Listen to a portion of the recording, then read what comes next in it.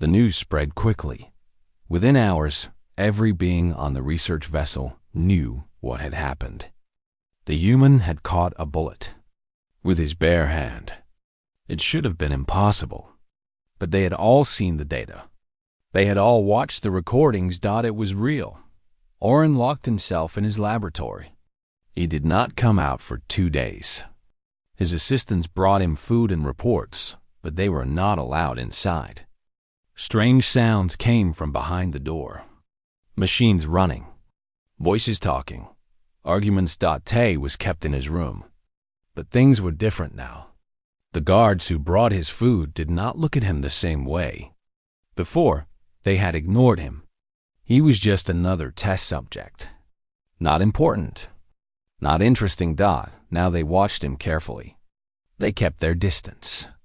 When he moved, they flinched. They were afraid.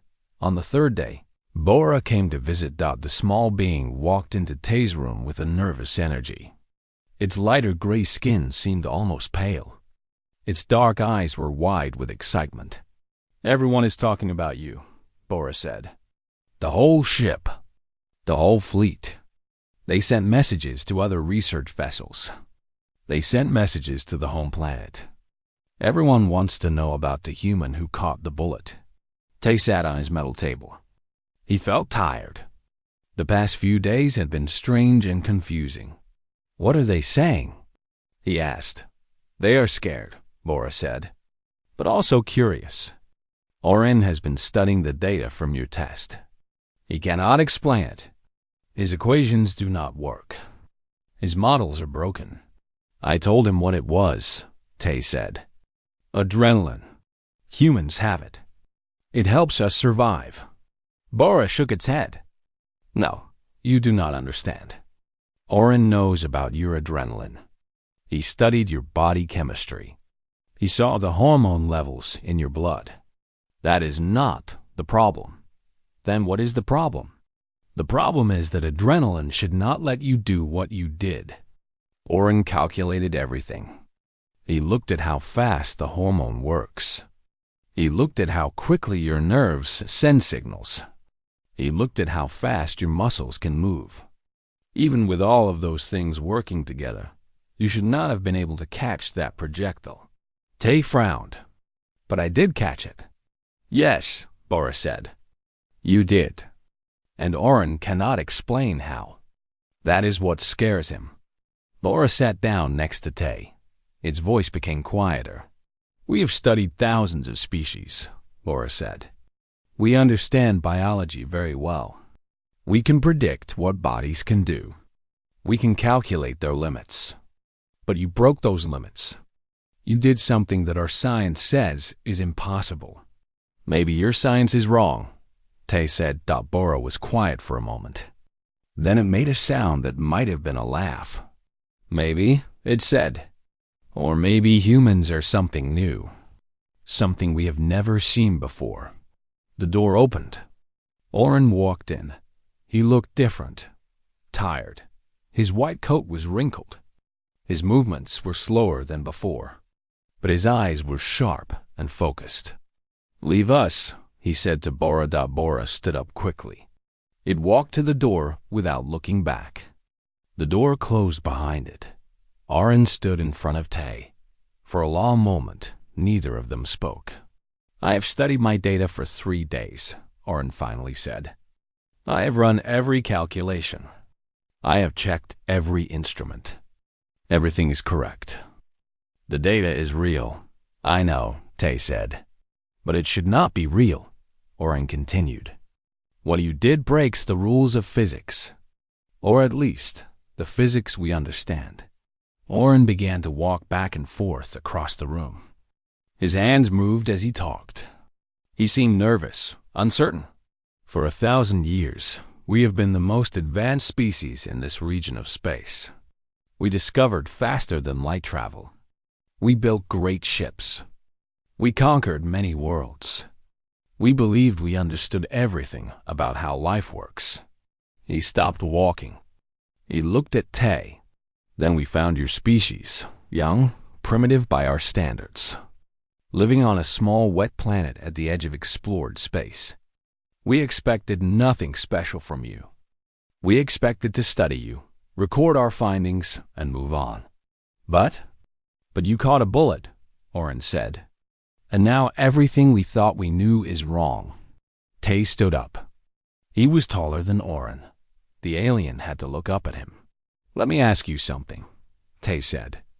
In all your years of research, and all the thousands of species you have studied, have you ever found one that you could not understand?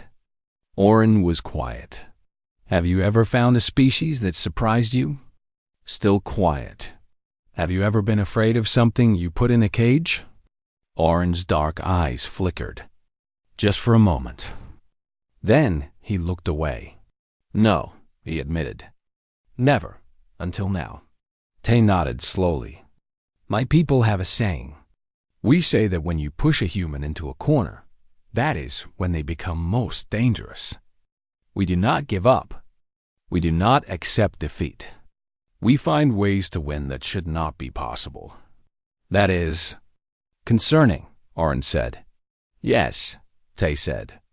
It is. Oren walked to the door. He stopped with his hand on the wall. I have to report this to the High Council, he said. They will want to know about your species. They will have questions. What kind of questions? Important ones, Oren said. Questions about whether humans are a threat. Questions about what should be done with your planet. Tay felt cold. What do you mean, done with my planet? Oren turned to look at him. We have rules about dangerous species. If a species is too dangerous, we have methods to deal with them. You mean you destroy them? Oren did not answer, but his silence was answer enough. But I will tell them something else too, Oren said. I will tell them that humans are unusual, that you are unpredictable, that our models do not work for you. The Council does not like things they cannot predict. They will be very careful. Careful how? They will watch you, study you from far away. They will not risk making you angry. Because of what I did? Because of what you could do, Oren said. We thought we knew your limits. We were wrong. If we were wrong about that, what else are we wrong about? What else can humans do that we do not know? Tay smiled. It was not a friendly smile. You should be asking yourself that question, he said. Because I promise you, even I do not know what humans can do when they really need to. Oren left without another word. The door closed behind him. Tay sat back down on his metal table. He thought about what Oren had said, about the High Council, about the decisions they would make. He thought about Earth, about the billions of humans who had no idea that aliens were watching them, judging them, deciding their fate. And he realized something important. What happened in that testing room was not just about him. It was not just about one soldier catching one bullet. It was about showing the universe what humans were made of. They had looked at humans and seen something weak, something average, something they could control. But now they knew the truth. Humans were not weak. They were not average. They were not controllable. They were something else entirely. And the universe was just beginning to understand that. The room was different from the others, thought it was round and very large. The ceiling was high above, covered with bright lights. The floor was smooth gray metal. There were no machines, no weights, no running tracks, just empty space. Along the curved walls, Tay could see windows. Behind the glass, dozens of beings watched. Some were gray like Oren. Others were different colors. Blue, green, purple. They all had large eyes and thin bodies. They all watched him with cold curiosity, thought this was not just a test. This was a show. Oren stood in the center of the room. His white coat was cleaner than usual. His back was straighter. He seemed proud, important. Today is your final examination, Oren announced. His voice echoed off the walls. We have measured your strength, your speed, your endurance, your intelligence. All of your results were within normal ranges for a mid-level species. Tay said nothing. He stood still and listened. However, Oren continued, there is one more test. A test of reaction. This test measures how quickly your body responds to sudden danger. It is very important. It tells us how your species survives in the wild. Oren waved his hand. A section of the wall slid open. 2 assistants walked in. They carried a long metal device between them. It looked like a gun, but bigger, more complex. Wires and tubes covered its surface. They set the device on a stand in the middle of the room. It pointed directly at Tay. This weapon fires a small metal projectile, Oren explained. It travels at low speed, much slower than your human bullets. It should not kill you or cause serious injury, but it will hurt. Tay looked at the weapon. Then he looked at Oren. What am I supposed to do? He asked. Simple, Oren said. When the weapon fires, you react. You move. You try to avoid the projectile. Our instruments will measure how quickly your body responds. And if I cannot avoid it, then you will be hit. The projectile will cause a small wound. We will treat you afterward. Tay felt his hands tighten into fists. This was not fair. They were going to shoot at him. They did not care if he got hurt. He was just data to them, but there was nothing he could do. He was trapped here. He had to play their game. Fine, he said. Let us do this. Oren nodded. He walked to the side of the room where a control panel waited. The assistants moved back, out of the way. Behind the glass, the watching beings leaned forward. They were excited. We will give you no warning, Oren said. The weapon will fire at a random time. You must react purely on instinct. Do you understand? I understand. Good. The test begins now. Tay stood alone in the center of the room. The weapon pointed at his chest. Everything was silent. The lights seemed brighter than before. The air seemed colder. He tried to relax. He tried to breathe normally, but his heart was beating fast. Every second felt like an hour. He thought about Bora's words from the night before, about what humans could become when there was real danger, about the hidden things inside them. Was that true? Or was it just a nice story? 1 minute passed, then 2, then 3. Tay started to sweat. The waiting was almost worse than the test itself. His muscles were tight.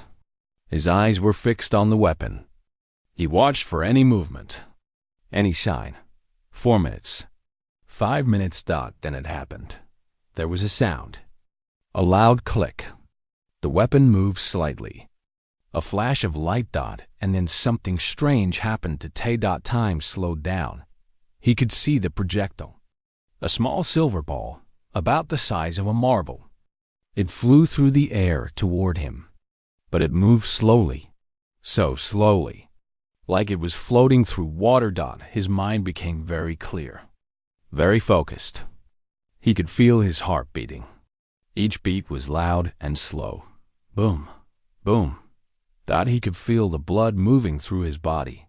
He could feel every muscle, every bone, every cell. His body knew what to do before his mind could think.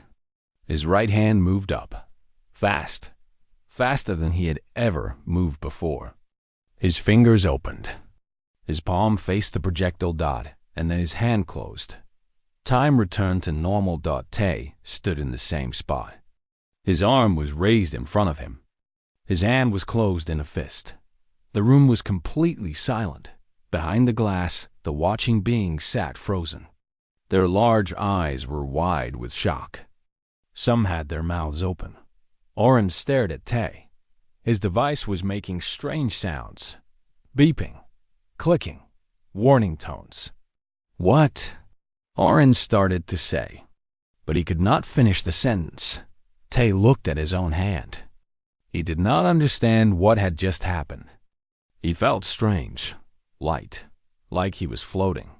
Slowly, he opened his fingers. In his palm, there was a small silver ball. The projectile. He had caught it. He had caught a bullet with his bare hand. The silence continued for a long moment. Nobody moved. Nobody spoke. The beings behind the glass looked at each other in confusion.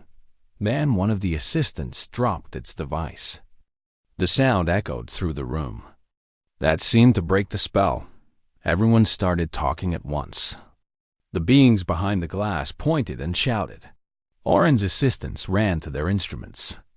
Numbers and symbols flashed on every screen. Oren walked toward Tay with slow, careful steps. His eyes were fixed on the silver ball in Tay's hand. "That is not possible," Oren said. His voice was quiet, almost a whisper.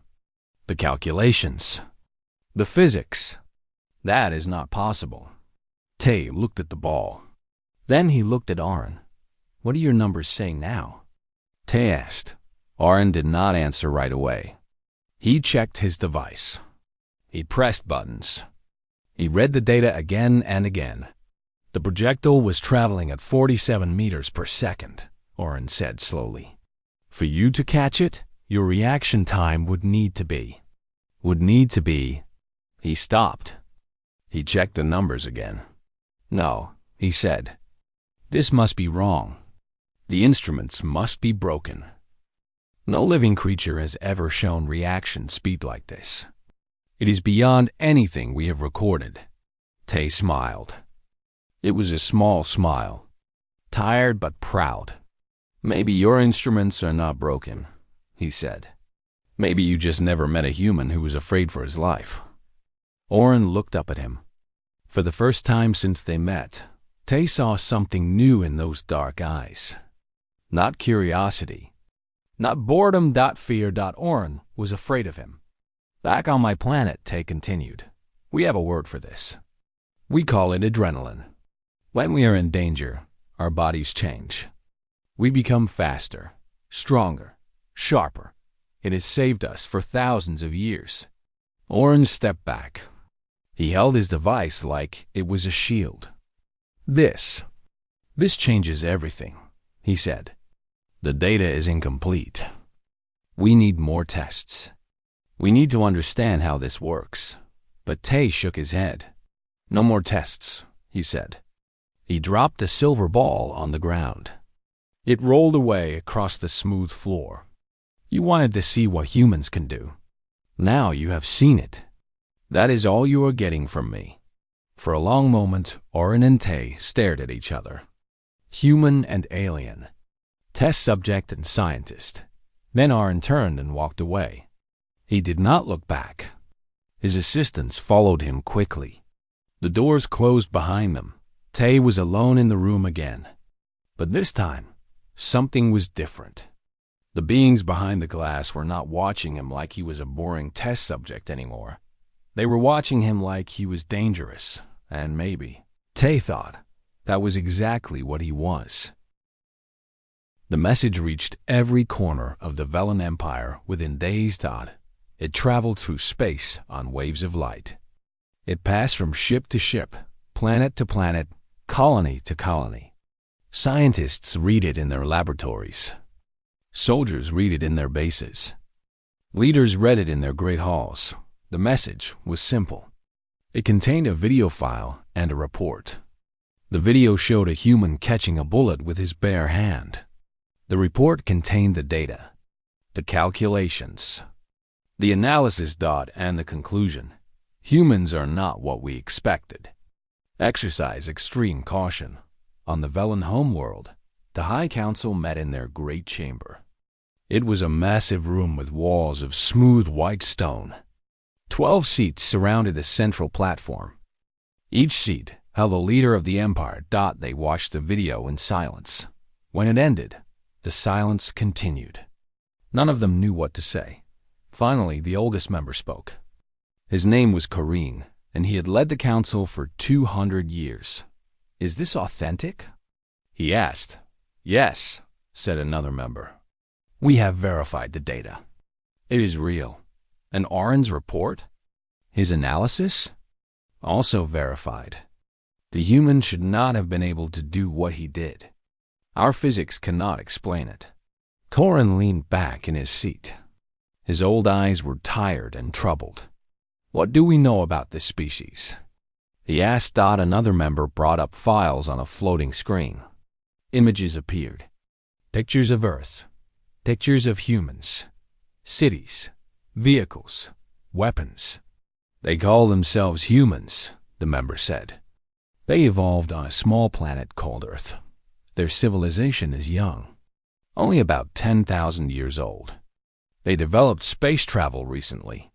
They are exploring their local area of the galaxy. And their military? Primitive compared to ours. Chemical rockets. Metal projectiles. No faster than light weapons. They would not be a threat in direct combat. Corin nodded slowly. Then why are we worried about them? Nobody answered right away. Then a younger member spoke up. Because we cannot predict them, she said. Our entire strategy for dealing with other species is based on understanding their limits. We test them. We measure them. We calculate what they can do. Then we make plans. And with humans? With humans, our calculations failed. That human did something impossible. If he can do that, what else can they do? We do not know. We cannot know. The chamber fell silent again. Corin turned to the screen. He looked at the images of Earth, blue oceans, green forests, millions of humans living their small lives. What are our options? He asked. The military commander of the council stood up. He was tall and strong, even for a Velon. We could strike first, he said. Send a fleet to their planet. Remove the threat before it grows. And the risk? Unknown. That is the problem. We do not know what they might do when faced with destruction. If they can break our calculations when we shoot one bullet at them, what happens when we shoot 1,000? 1,000,000? Another member shook her head. It is too dangerous. We saw how that human reacted under threat. He became stronger, faster, beyond our predictions. What if all humans can do that? What if an entire planet of them was pushed to fight for survival? The thought hung in the air like smoke. Corin closed his eyes. He thought about the long history of the Velon Empire. They had conquered many worlds. They had defeated many species. But they had always understood their enemies. They had always known what they were fighting. This was different. There is another option, he said finally. We leave them alone. The commander frowned. Leave them? But they are a potential threat. Our protocols require us to. Our protocols were written for species we understand, Corin interrupted. Humans are something new. Something outside our experience. Until we know more, the safest path is to watch from a distance. And the human we captured? The one who caught the bullet? Return him. Return all of them.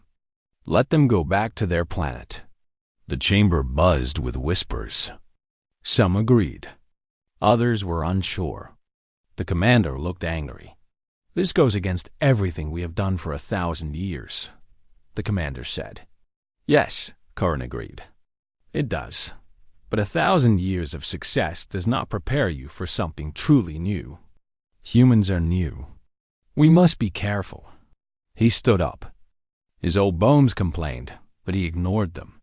I will make the order myself. The humans will be returned to their planet. Their coordinates will be marked on all our maps with a simple note. He paused. Warning. Unknown limits. Do not engage. Far away, on the research vessel, Tay and his team were released. They were brought to a small ship. Yuna and Duri were already there, waiting.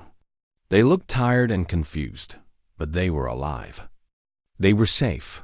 Oren was there too. He stood by the door of the ship, watching them.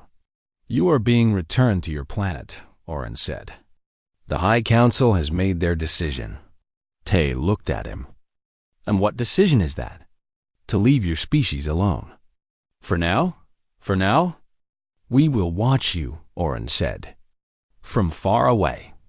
We will study you. Try to understand you. But we will not interfere. We will not capture any more of your kind. Tay nodded slowly. It was not perfect, but it was better than he had hoped. Why? He asked. Why let us go? Oren was quiet for a moment. When he spoke, his voice was different, softer, almost respectful. Because you scared us, he said. And we do not get scared easily. Whatever you are, whatever humans can become, we are not ready to face it. Maybe we never will be. Tay stepped onto the ship. He stopped at the door and looked back. Can I tell you something? He said. What? When I caught that bullet, I was not trying to be amazing. I was not trying to break your calculations. I was just trying to survive. That is all any human does. We fight. We adapt. We refuse to give up. It is not special to us. It is just who we are. Oren tilted his head. That is exactly what makes you dangerous. Tay smiled. Then he turned and walked into the ship. The journey home took 3 weeks. They were long weeks. The ship was small. The food was strange. Tay spent most of his time thinking. He thought about what had happened, about what it meant, about how the universe had changed. When they finally reached Earth, the ship landed quietly in a forest near their base. The door opened. Fresh air rushed in. Real air. Earth air. Tay stepped out onto the soft ground.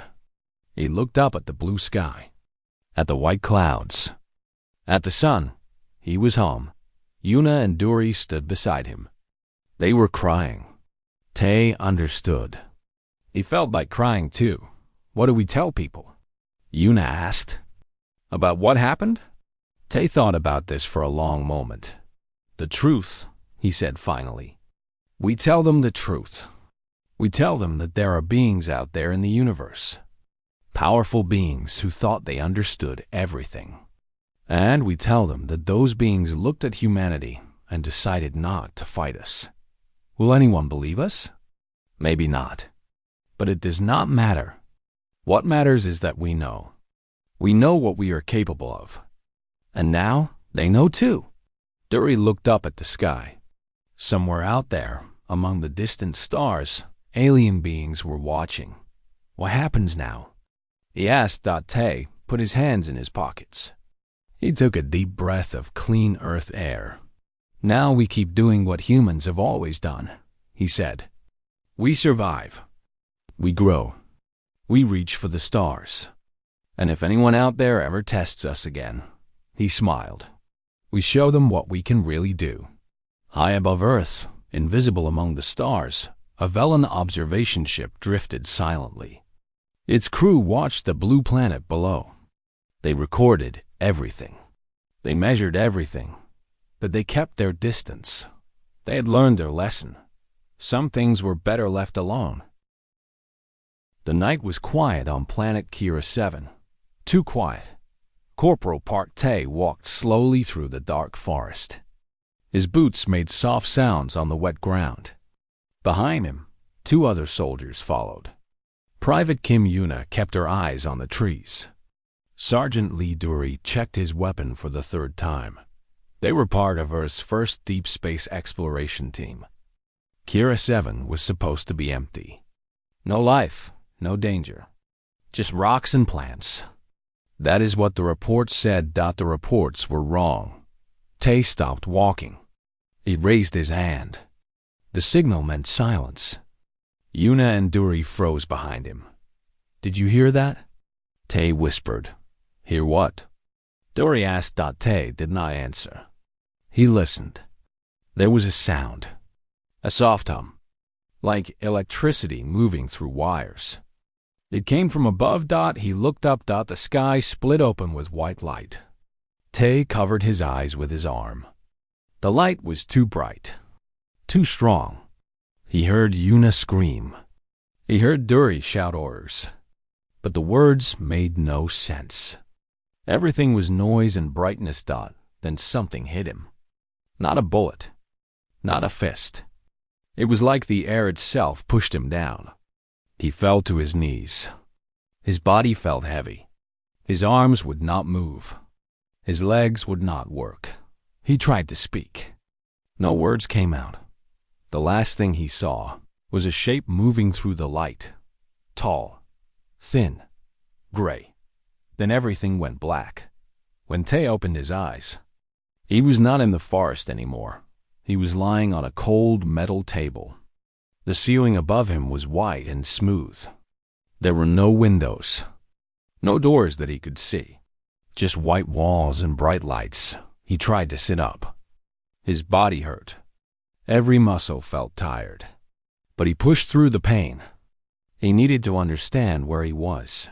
The room was small, maybe 10 meters wide. The walls curved at the corners. Strange symbols were carved into the metal. Tay did not recognize them. They were not from any language on Earth. His uniform was gone. He wore a thin gray suit now.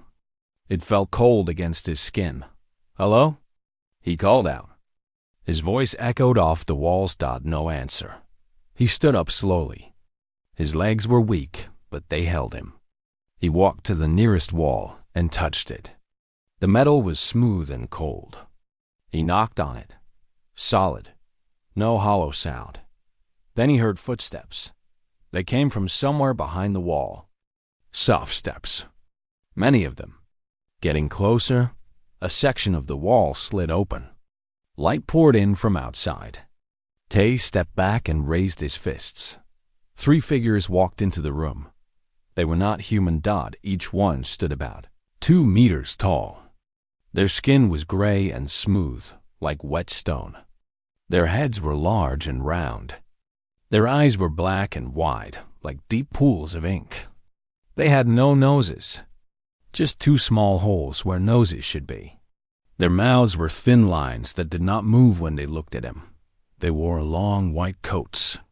In their hands, they held small devices that glowed with soft blue light. Tay did not move. He kept his fists up. One of the gray beings stepped forward. It was taller than the others. It held up its device and pointed it at Tay. The device made a clicking sound. Numbers and symbols appeared in the air above it. The being studied them for a moment. Then it looked at Tay. "You are awake," it said. Tay was surprised. It spoke in Korean. Perfect Korean. But its mouth did not move. The voice came from a small box on its chest. "Where am I?" Tay demanded. "Who are you? What have you done with my team?" The tall being tilted its head. It seemed curious, like a scientist looking at a new insect.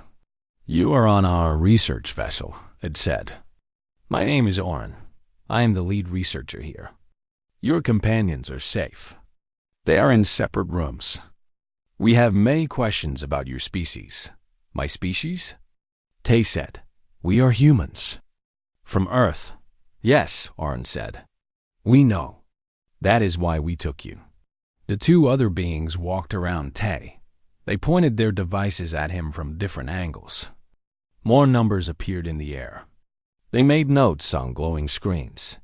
"We have studied many species across the galaxy," Oren continued. "Thousands of them. We collect data. We measure abilities. We record everything. It helps us understand the universe better."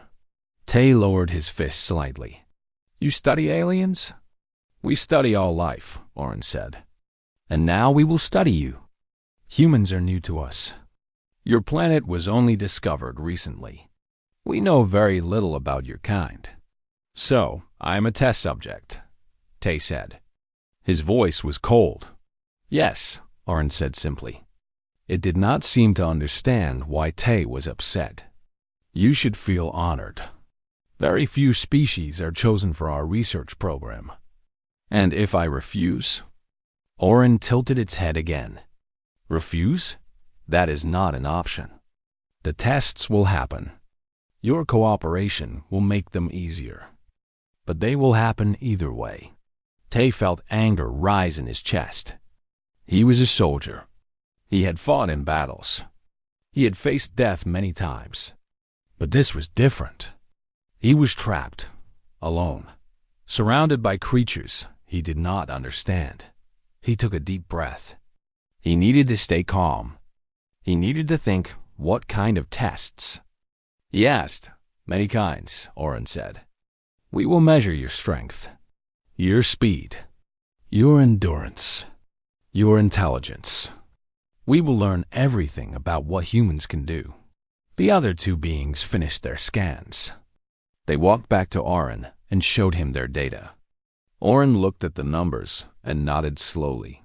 Interesting, Oren said. Your body is strange, very different from ours. This will be a fascinating study. Tay said nothing. He watched the three beings carefully. He looked for weaknesses. He looked for escape routes. But there was nothing. The walls were solid. The beings moved with calm confidence. They were not afraid of him, not yet. Rest now, Oren said. The tests begin tomorrow. You will need your strength. The three beings turned and walked toward the door. The wall slid open for them. Wait, Tay called out. How long will I be here? Oren stopped at the door. It looked back at Tay with those deep black eyes. As long as we need, it said. Weeks, months, perhaps years. It depends on how interesting you are. Then it walked out. The wall closed behind it. Tay was alone again. He sat down on the cold metal table. His mind was racing. He thought about Yuna and Duri. Were they really safe? Or was that a lie? He thought about Earth, about his family, about everything he might never see again, but he did not give up hope. Not yet. He was a soldier, and soldiers did not quit. He would find a way out. He would save his team. He would go home. But first, he needed to survive the tests, whatever they were. The door opened at exactly the same time every morning. Tay learned to expect it. The lights would get brighter first. Then the wall would slide open. Then Oren would walk in with his assistants. On the first day, they tested his strength. They brought him to a large room filled with machines. Metal bars hung from the ceiling. Heavy blocks sat on the floor. Everything was measured. Everything had numbers. Lift this, Oren said, pointing to a metal block. Tay walked over to it. He bent his knees, grabbed the block, and lifted. It was heavy, maybe 50 kilograms. He held it above his head for a moment, then put it down. The assistants wrote notes. Their devices clicked and beeped. Good, Oren said. Now this one. The next block was heavier. Then the next one was heavier still. Tay kept lifting until his arms shook, until his back hurt, until he could not lift any more. He expected Oren to be impressed. He was not. Average, Oren said, looking at the data. Your species has moderate strength. Nothing special. Tay wiped sweat from his forehead. I am one of the stronger humans, he said. Not everyone can lift what I lifted. Perhaps, Oren said, but compared to other species we have studied, you are in the middle. Not weak, not strong, just average. That word started to follow Tay everywhere. Average. On the second day, they tested his speed. They put him in a long white corridor. Lights flashed at one end. Run to the lights, Oren said. As fast as you can. Tay ran. He pushed his body hard. His legs burned. His heart pounded.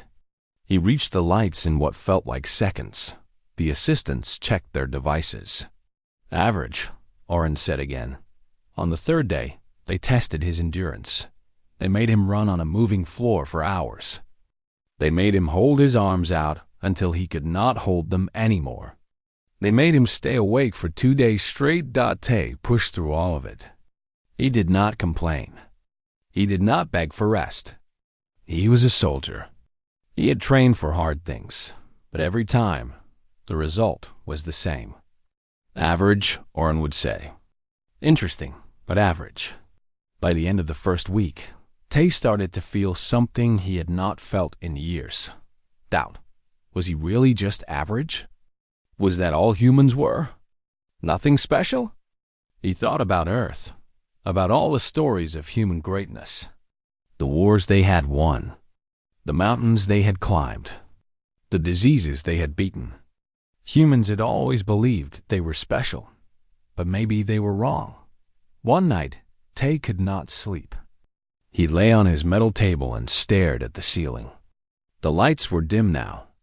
The room was quiet. The walls slid open. Tay sat up quickly. It was not morning yet. This was not normal. A small figure walked into the room.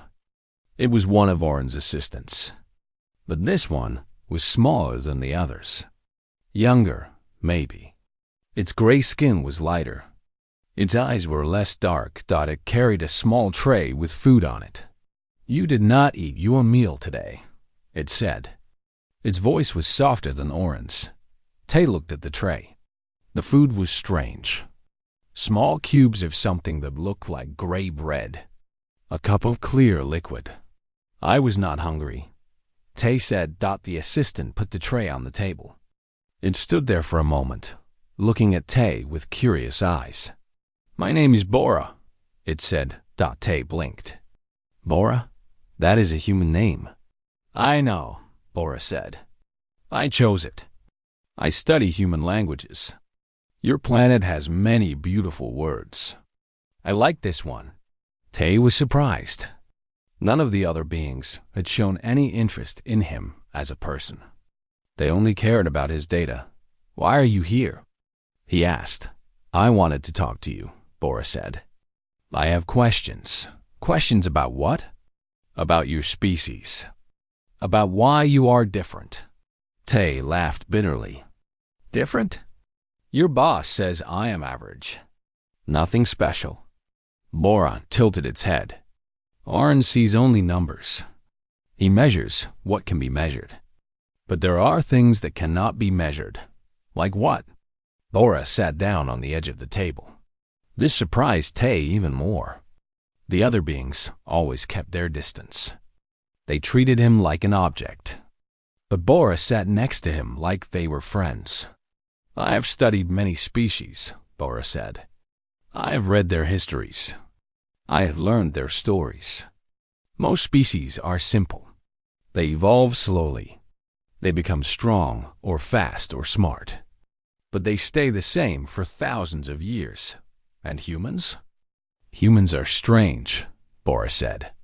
"Your species is young, only a few 100,000 years old. But you have changed so much in that time. You went from living in caves to flying among the stars. No other species has done that so quickly." Tay thought about this.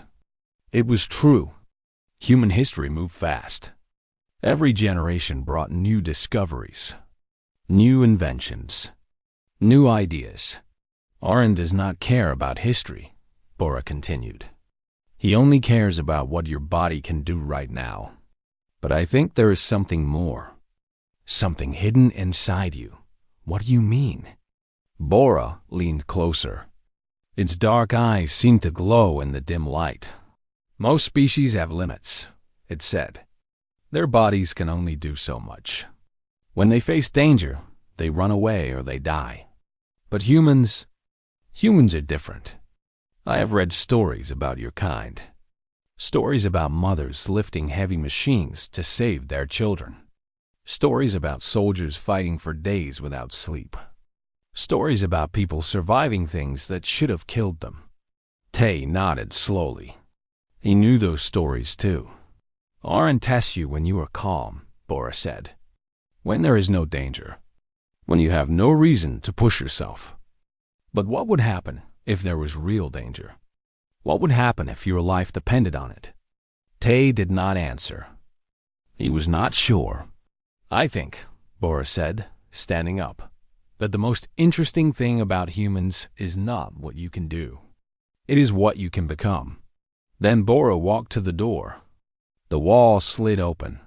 "Eat your food," Bora said. "You will need your strength. Tomorrow is the last test." "The last test?" "Yes, Orin is growing bored. He thinks humans are average. He wants to finish his research and move on to the next species." "What is the last test?" Bora paused at the door. For a moment, it looked almost sad. "Reaction speed," it said. "They will fire a projectile at you. They want to see how fast you can react to sudden danger." Tay felt his heart beat faster. "A projectile? You mean a bullet?" "Something like that," Bora said. "It will be slow enough that it should not kill you. But you should be careful. Orin does not always care about the safety of his subjects." Then Bora left. The wall closed. Tay was alone again. He picked up one of the gray food cubes and ate it slowly. It tasted like nothing. But Bora was right. He needed his strength. Tomorrow was the last test. And Tay was starting to understand something important. Orin was measuring the wrong things. The numbers on those devices did not tell the whole story. Humans were not special because of what they could do when things were easy. Humans were special because of what they could do when things were hard. And tomorrow, things were going to get very hard.